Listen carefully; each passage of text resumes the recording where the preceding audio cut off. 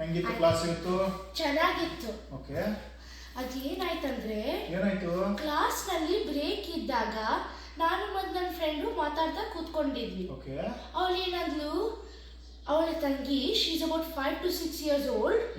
ಅವಳು ಯಾವ್ದಾದ್ರೂ ಆಲಾಪ ಕೇಳಿದ್ರೆ ಅದು ಯಾವ ರಾಗ ಮತ್ತು ಅದರಲ್ಲಿ ಯಾವ ಸ್ವರಾಸ್ ಇದಾವೆ ಐಡೆಂಟಿಫೈ ಮಾಡ್ತಾನಂತೆ daddy. Such a beautiful talent for this age, don't you think? Yeah, ಹೌದು, ಅದು ಯುನಿಕ್ ಟ್ಯಾಲೆಂಟೇ. ಅವಳು ಎಷ್ಟೊಂದು ರಾಗಗಳನ್ನು ಐಡೆಂಟಿಫೈ ಮಾಡ್ತಾಳೆ? Around 20 daddy.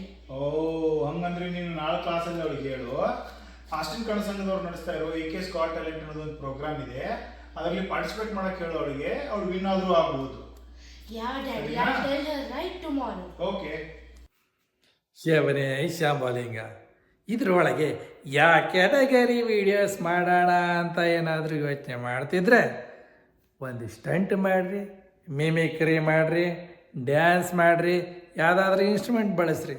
ಇಂಥ ಲಿಮಿಟ್ ಅಂತ ಇಲ್ಲ ಕಾಣೋಣ. ಇದರಲ್ಲಿ ಒಂದು 30 ಸೆಕೆಂಡ್ಸಿಂದ 1 minute ವೀಡಿಯೋ ಮಾಡೋಕ್ಕಾಗಕ್ಕಿಲ್ಲ ಏನು ಕಾಣೋಣ ನಮಗೆ.